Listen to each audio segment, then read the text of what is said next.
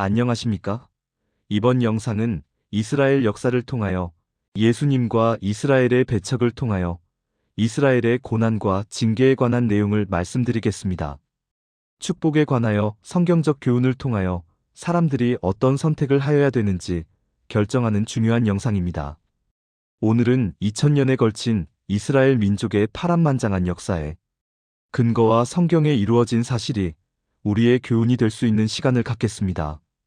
이스라엘 민족은 수천 년 동안 인류 역사에 지대한 영향을 미쳐왔으며 그들의 역사는 흥망성쇠, 시련과 극복의 드라마로 가득 차 있습니다. 특히 예수님 시대를 전후한 시기는 이스라엘 민족에게 있어 가장 중요한 전환점 중 하나였습니다. 서기관과 바리새인 유대교는 구약 모세오경 율법의 가르침을 중심으로 메시지를 전파하였다. 예수님은 더욱 발전된 은혜와 진리의 말씀을 전파하셨다. 그는 사랑과 자비, 구원 율법의 완성 세상의 죄를 본인이 담당하셨다. 구원부터 시작하여 십자가의 죽으심에 관하여 가르침을 친히 전파하셨다. 또한 12제자들을 통하여 신약 성경의 가르침을 완성하셨다. 성경의 가르침은 사람들에게 희망과 하늘의 소망을 주었습니다. 하지만 당시 유대교 지도자들은 예수님의 가르침을 자신들의 권위에 대한 도전으로 여기고 그를 이단으로 몰아 배척하기 시작했습니다. 그들은 예수님을 로마 제국에 고발하여 십자가형에 처하도록 요구했습니다. 이로 인해 예수님은 억울하게 죽음을 맞이하게 되었고 이 사건은 이스라엘 민족의 운명에 돌이킬 수 없는 영향을 미치게 됩니다. 여기서부터 아주 중요한 예수님의 재판 과정을 상세하게 성경 말씀 사복음서에는 정확하게 나와 있다. 이 내용의 말씀은 마태복음 27장 24절과 25절 말씀입니다. 24절 말씀 빌라도가 아무 성과도 없이 도리어 밀란이 나려는 것을 보고 물을 가져다가 무리 앞에서 손을 씻으며 이르되 이 사람의 피에 대하여는 나는 무죄하니 너희가 당하라. 24절 말씀이다. 로마에서 이스라엘에 파견된 총독 빌라도가 예수님의 죄에 대하여 조사하여 보니 예수님이 죄가 없다는 것을 확인하고 죽이는 것이 합당하지 않기 때문에 그때 당시에 가장 죄가 많은 바라바라는 죄인을 예수님과 바라바 두 사람 중 누구를 처형할 것인지 종교 지도자들에게 물어보았다. 백성과 종교 지도자들은 예수님을 선택하였다. 빌라도 총독은 예수님의 죽으심에 대해서 로마 제국은 무관하니 이스라엘 종교 지도자들이 예수님의 죽음에 대하여 너희에게 책임이 있다. 그 다음에 물을 가져다가 손을 씻으면서 백성들과 종교 지도자들에게 모든 죄에 대한 대가는 너희가 받아라 라고 하신 24절의 내용의 말씀이다.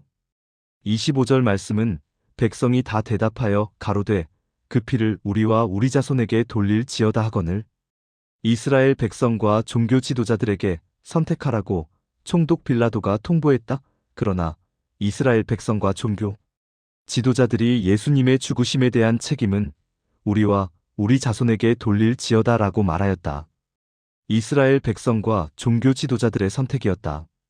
이 일로 인하여 이스라엘은 여러 시대를 통하여 약 2000년 동안의 긴 역사를 고난과 하나님의 죄에 대한 대가를 지불하게 되었다. 또한 이 사건으로 말미암아 이스라엘은 하나님의 긍휼이 떠나고 이방인의 은혜의 시대로 이방인이 그 대신 하나님의 긍휼을 받는 시대적 전환이 되고 말았다. 예수님을 배척한 이후 이스라엘 민족은 로마 제국의 가혹한 지배 아래에서 극심한 고통을 겪었습니다. 로마 제국은 이스라엘 민족을 억압하고 그들의 문화를 짓밟았습니다. 1세기에는 로마 제국에 대한 대규모 반란이 여러 차례 일어났지만 결국 모두 실패로 돌아갔습니다. 특히 서기 66년에서 70년에는 로마 군대에 의해 예루살렘 성전이 파괴되는 사건이 발생했습니다. 이 사건은 이스라엘 민족에게 엄청난 충격과 슬픔을 안겨주었습니다. 성전은 이스라엘 민족의 종교적, 문화적 중심지였기 때문입니다. 성전의 파괴는 이스라엘 민족의 자존심에 큰 상처를 남겼고 그들의 삶을 더욱 어렵게 만들었습니다. AD 70년 로마 타이터스 장군 예루살렘 성은 멸망하였다.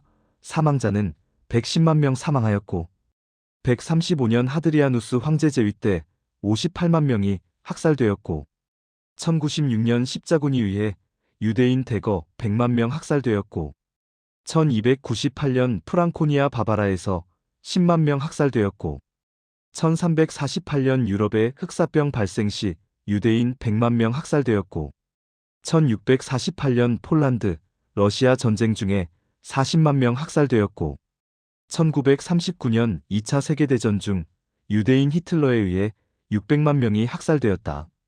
독일 아우슈비츠의 수용소에서 있었던 사실이다.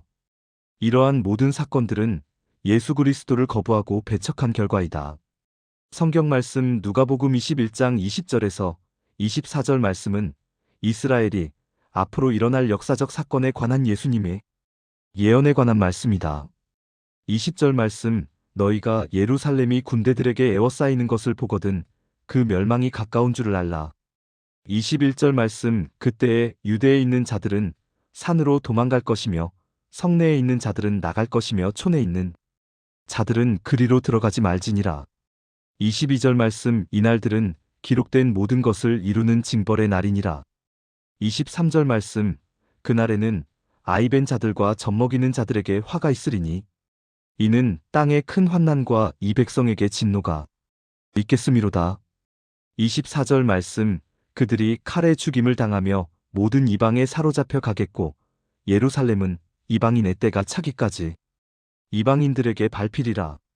위에 있는 말씀은 예수님께서 이스라엘 백성이 역사적으로 어떤 일이 앞으로 일어날 건지에 대한 말씀이다. 이스라엘 백성들은 예수님을 배척함으로 인하여 엄청난 대가를 지불하고 약 2000년 동안의 고통과 고난 속에서 살아왔다.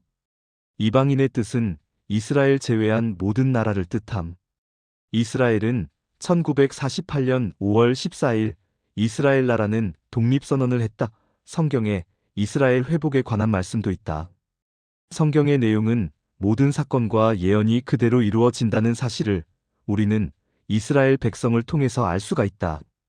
모든 사람들은 인생을 살아가면서 어떤 선택을 하느냐에 따라서 각 사람의 영원한 생명이 이 땅에 살면서 결정이 된다.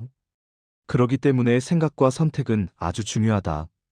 예수님을 거부한 선택을 하면 영원히 불행한 삶이 될 것이고 이스라엘 백성과 같이 고난과 죽어있는 생명으로 살 것이다. 그러나 예수님을 받아들이고 믿으면 영원한 생명을 보장받을 것이다. 하나님의 자녀가 되고 축복과 은혜 안에서 살 것이다.